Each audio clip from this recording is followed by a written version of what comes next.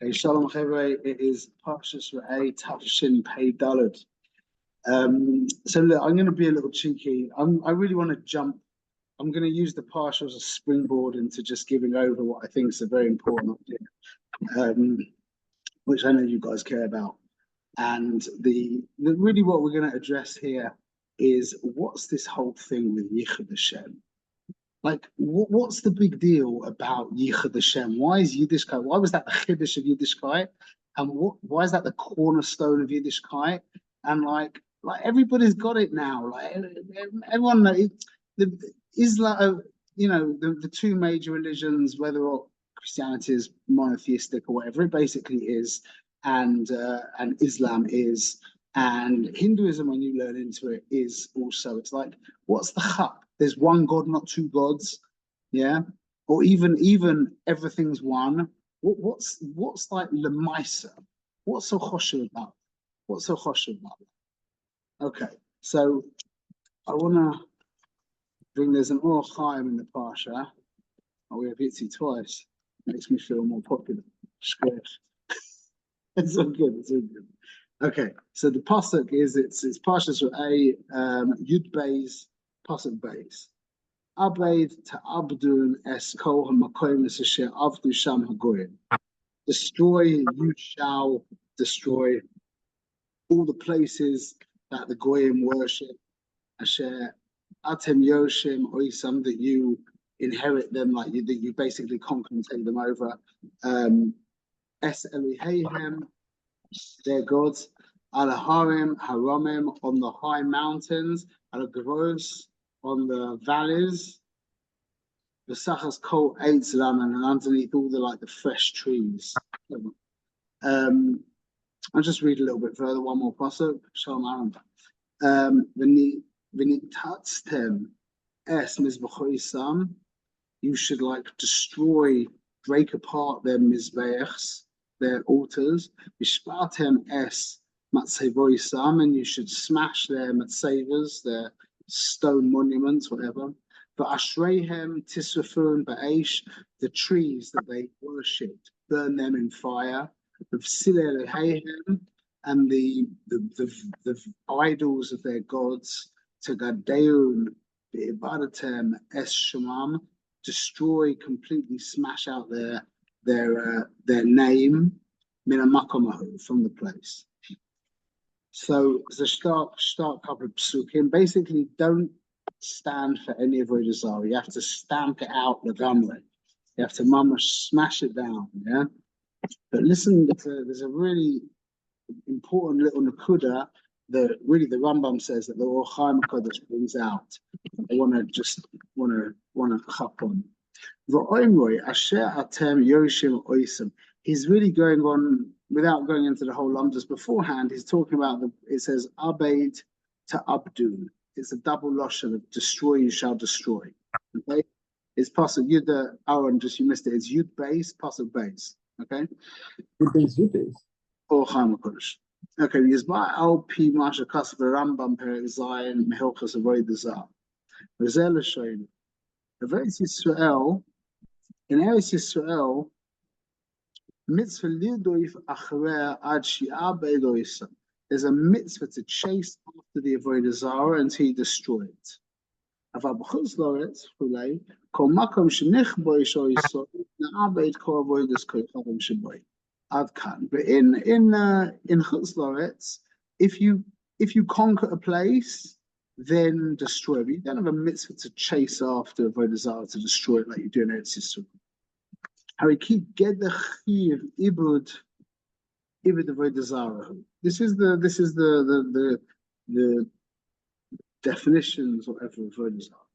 Kol Sheyarshu Es HaMakom Asher Hi Shama. In any place that you inherit that place, yeah, meaning in the world, yeah. Who Oimam Asher Atem Yoshim, which is what the pasuk says that you inherit, meaning that you conquer it.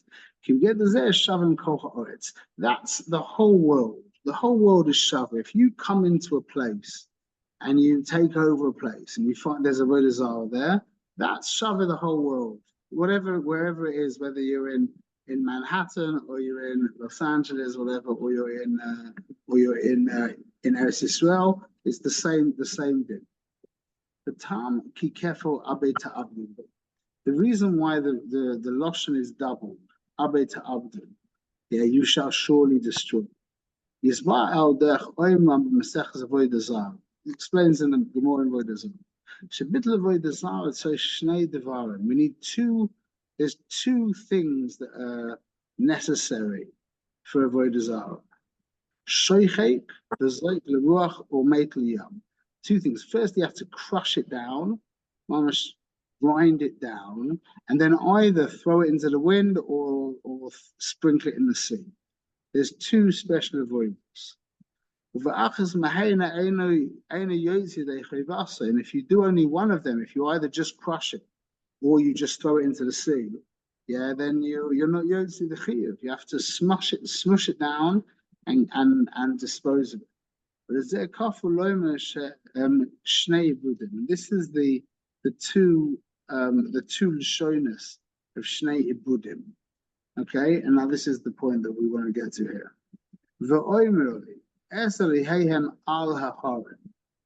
And they said the gods on the mountains. That all the places that are asa, that as we explained, that even a house that is mechuba to the ground is asa, but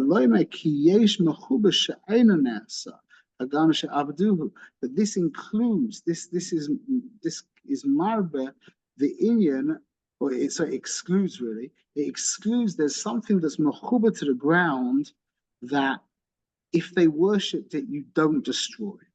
What's that? Mahu eharim, the mountains. The commotion as it says in the Gemara in Avodah Zarah, and this is what it says. Eloheihem al haharim, v'lo haharim Eloheihem. That they're gods that are on the mountains, but not the mountains that are their gods. Meaning, if the goyim pray to the mountains, they don't become asa in any way. Trees become asa. Buildings built on the mountains or anywhere else, they become asa. You have to crush them down and sprinkle them. But the mountains themselves don't actually become asa. Meaning the earth itself doesn't become asa. You understand? Can I ask a question? Yeah. Is there a connection to cremation that is not obviously not allowed? People that say we want to be cremated and then scattered to the wind. It's almost like this idea is that you have to crush this avodah zarah, you make it, and then you scatter it to the wind. Yeah, mumsh. Isn't that ironic? Yeah. Yeah, cremation is very negative. It's terrible for a yid. I'm not sure if it's terrible for the almost oilam to do that. I don't know, but I know for the yid, and from the little bit that I know, I probably would assume that it isn't asa, but I don't know. But for a yid to be cremated is terrible. But you're right. Then they sprinkle the ashes. It's maybe this would give people some chizuk not to do that. Maybe I'm not sure. I appreciate the ha'ara. What I wanted to connect this to is the inyan of the actual Shamafi is the inyan of see the harem. What's it? There's the harem is basically the earth. See, there's things that grow from the earth, and then there's the earth itself. Then you've got things that even further disconnected. They're things that grow from the things that grow from the earth. That's called animals. So you've got the greenery vegetation that grows from the earth.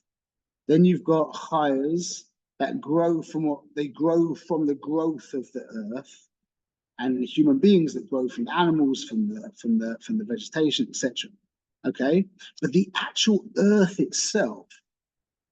Now, what we learned just before is that if you take stone and earth is the same inyan here. If you take stone, yeah, and you build it into a house, you put it on the ground, that you have to destroy. But the actual ground itself, can't become tummy. It can't become tummy. So what I really want to bring out is this idea: is Avram Avinu was called Ha. Avram was a Ha, yeah. Yitzhak was Saber, and Yaakov was an ear. A yishuv, a city. Okay, well, without getting into Where does it say that? I've never heard that before.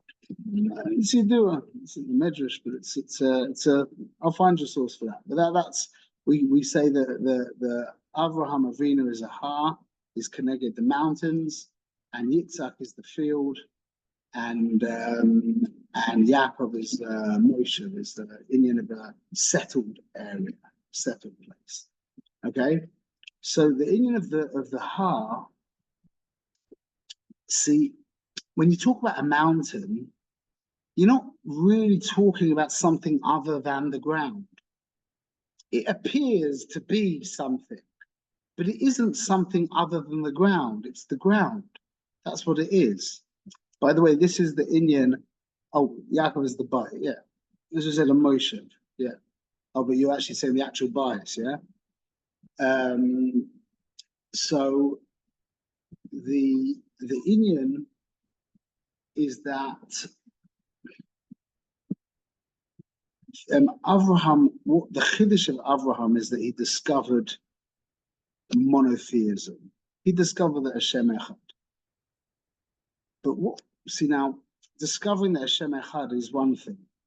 And he tried to teach that over to all the Chevra, and it didn't really stick. Because, like we've said many times, when you understand something with Das, you must become one with that thing. That means there's no distinction between you and the thing. So when you know something with Das, let's say you're connected to Lahavdil, you've got you're very connected to Arsenal Football Club. Yeah, there's a football club in England. Yeah, you identify with that club. And we know that when you're in a restaurant and someone says the word Arsenal, you'll turn around like they mentioned your name. Because you and the Indian have become one. That's knowing it with Das. That's the Indian of the Ha, being of the ground. It's not something on top of the ground. It's not a growth from the ground. It's the ground itself. And Avraham brought the Indian of Yichud Hashem to the world. But Yichud Hashem, this is what I really want to get into. The cheshivas of Yichud Hashem is not that Hashem is the best, not that he's the greatest, not that he's the most infinite. It's that all there is the Rebbeinu Shalom. It's the exclusivity of the Rebbeinu Shalom. Ein od milvado. And this is really how a marriage is meant to be. See, a marriage isn't about being married to the best woman. Once you get married, there are no other women. The minute you're married, all women except your wife, understood this has to be taken with intelligence, but no, women don't exist after you're married. There's only one woman in the world. There might be like bank tellers and doctors and designers and all kinds of roles that women play, but there's no more women. Yeah, you have your daughters, you have your mother and mother-in-law, etc. Obviously understood, but being married means that you're not connected to the ultimate woman. She might not be the ultimate woman bichlal, but she's the only woman. That's how it was in Gan Eden, the first marriage. Lemaisa, mamash, there was only Chava. That's why Yichud Hashem is so choshev. We're not saying that God is the best, and then there's other things that are much more, they're much less. Just like I've got my wife, Ruchmanas, Lahavdil, and I've got, and I've got my other, I've got like my secretary a little bit on the side, and I've got these other women, but they're not like my wife, That's what Yiddishkeit is. Yiddishkeit is not about there's God, and then on top of it, there's all these other things as well. Life is a complete dedication to Rebbeinu Shalom. That's the Inyan of, that's what Yichud Hashem is. Yichud Hashem means not that you have one God, it's that there's only one. There's nothing. My life is completely in context of Him. Everything else fits into that context, but nothing else has any relevance unto itself. That's what Avraham Avinu brought into that's what Avraham brought to the world. Not that there's only one God and that he doesn't have a partner. Yeah, that's Pasha. What he brought into the world is this exclusivity of the fact that in my life, Lemaisa, there is only Echad. And that's the inyan of the mountain, meaning that he and his inyan was mamash one. The whole inyan of Haaretz is one. That's, by the way, why there's the Gimel Klipos Tameus as opposed to any other number. Why is there only 3 Klipos Tameus? Because that's Keneged Mayim, Aish, and Ruach. But Haaretz isn't Makabel tumor in any way. It's not Shaykh Bichlal. Doesn't come into the equation. It's not relevant to the world to the Sitra Achwa when it's that's the inyan of Haaretz. So the mountain being Avraham is the inyan of this complete identification with the Yichud Hashem. And it's just want to bring this out. I don't have actually the first time in years I don't have a Tanya in my pocket. He brings an Azariah, it calls the Klipa Tua de Pruda, mountains of separation. See, because this is the whole inyan. Just like we said, the mountain isn't something separate from the earth. Also, every mountain is not separate from another mountain. They give the illusion of the fact that there's different mountains. There's Mount Everest, and there's Kanchenjunga, and there's K2, Bhule, yeah? Nanda Devi. There's all these different mountains, but really, they just appear to be different. There's no actual difference. That is the difference of the Klipa to the Kedusha, is that when you're connected to the Haaretz, then you realize that there aren't many mountains. It's all just ripples on the same earth. But when you look at the surface of everything, then you get what's called Tua de Pruda, mountains of separation. That each mountain is separated and boxed off and something individual by itself.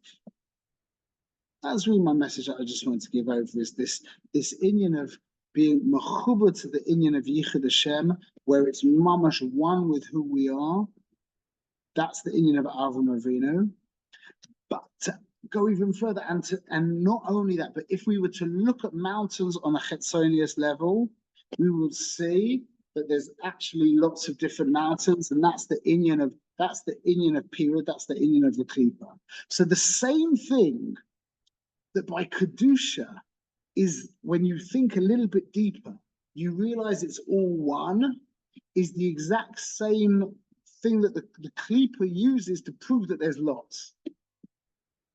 So our goal is to remember that Hashem Echad Mamish, meaning it's exclusive, that there's no other, just like that we're married to our wives and there's no other woman. So too, in regards to our lives, that's just in regards to our marriage, but in regards to our actual lives, there is only the Ribbono Shel Olam. And it's not okay to have something on the side. It could be you've got something on the side which is helping you serve Hashem, and that's fine. You need You need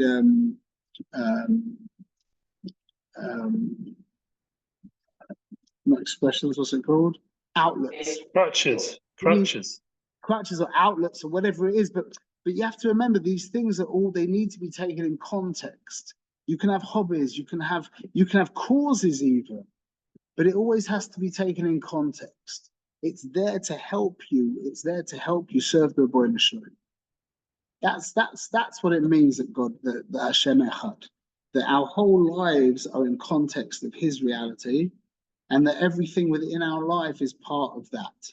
There isn't room for any, there's not like our main wife and then all the other little, it's interesting because the second wives are called souls.